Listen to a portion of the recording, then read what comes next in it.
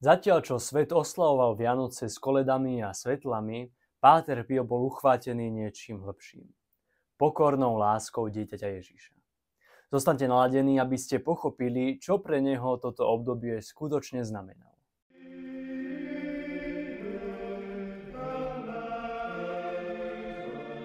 Vítajte na YouTube kanáli Po stopách Pátra Pia. Páter Pio bol kapucínsky reholník, mystik a zázračný divotvorca, ktorého príhovor je dodnes veľmi silný a aktívny.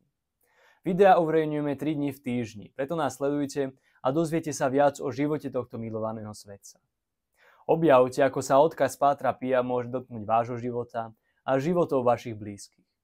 Prihláste sa preto na odber a poďme sa spoločne vydať na túto duchovnú cestu. Blíži sa obdobie Vianoc.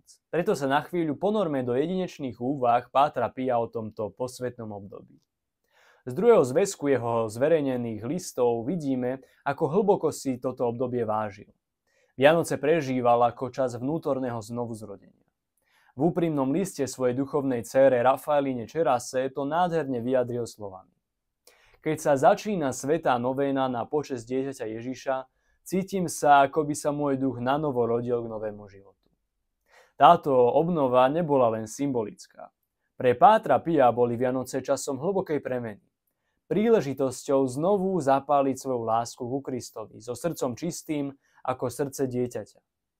V tom istom liste pokračoval a prezradil, ako sa cítil takmer ohromený milosťou a radosťou tohto obdobia. Píše: Mám pocit, že moje srdce je príliš malé na to, aby obsiahlo všetky tieto nebeské požehnania. Moja duša akoby sa rozpadala v prítomnosti nášho Boha, ktorý sa stal človekom. Len si predstavte takú úroveň oddanosti.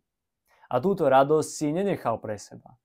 Nabádal ostatných, aby ju tiež pocítili. Otvorme svoje srdcia dieťaťu Ježišovi, ktorého duša bola bez škvrny hriechu. Zakúsime, aké sladké a jemné je milovať ho. Milovať nášho Boha. Pre Pátra Pia boli Vianoce viac než len sviatkom. Boli pozvaním k novému stretnutiu s Božou láskou. Túžil potom, aby každý z nás pocítil tú sladkosť, tú čistotu, ktorá prichádza so skutočnou láskou ku Kristovi. Jeho spolubratia nám v skutočnosti hovoria, že Páter Pio umiestnil Betlehem priamo oproti svojej spovednici. Toto usporiadanie mu umožňovalo rozjímať o zázraku Kristovho narodenia počas celého adventného a vianočného obdobia. Takže každá spoveď bola chvíľou, keď si pripomínal Božie milosrdenstvo, ktoré postalo svojho syna na svet.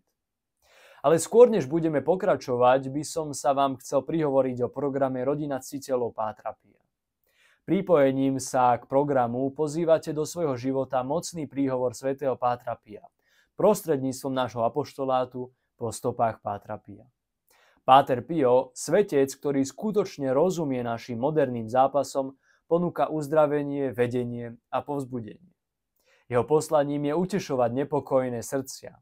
A tým, že sa stanete súčasťou tohto programu, sa otvoríte jeho požehnaniu a podpore.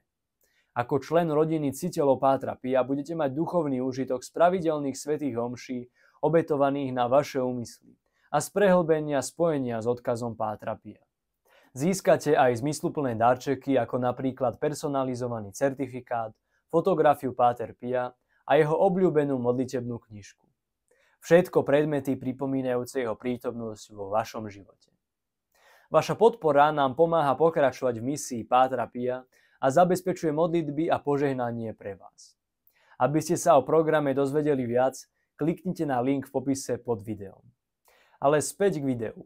Giuseppe Cacciopoli vo svojej knihe Páter Pio nebeské fakty a slova múdrosti sa delí o spomienku jednej z duchovných dcér Pátra Pia, Kleonice Morcaldi. Spomínala si: Na Vianoce sa tvár Pátra Pia zmenila. Bol v neustálej extáze. Podobne ako svätý František videl živé dieťatko Ježiša, ktoré bolo v betlehemskej jaskyni. V tú istú noc slávil 3 vianočné sväté omše jednu po druhej. Veľa vraj plakal a hovoril.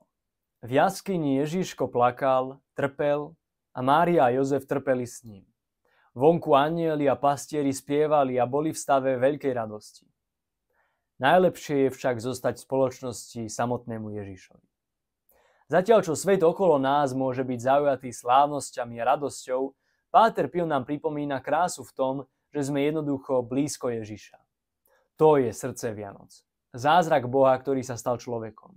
Ticho, pokorne, v spoločnosti Márie a Jozefa.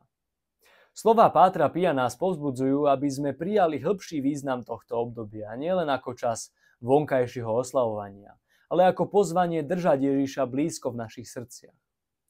Nech sa teda s blížiacimi sa Vianocami aj my otvoríme milosti tohto obdobia. Nezabúdajme, že najväčším darom, ktorý sme dostali, je sám náš Pán, ktorý sa narodil v skromnom chlieve pre našu spásu. Nech si v tomto duchu vďačnosti a lásky každý z nás nájde chvíľu, aby sa v tichosti priblížil k Ježišovi, prijal ho vo svojom srdci a niesol si túto radosť so sebou ešte dlho po skončení tohto radostného obdobia. Ďakujem, že ste ma počúvali. Prosím vás, lajkujte a zdieľajte toto video, aby ste pomohli nášmu kanálu rásť. Podporte náš kanál tým, že budete pokračovať v sledovaní ďalšieho videa. Pomôže to algoritmu YouTube. A nezabudnite si zapísať omšové úmysly na budúci piatok na svätú omšu Pátra Pia. Odkaz nájdete v popise nižšie. Zostaňte naladení na ďalšie video o živote svätého Pátra Pia.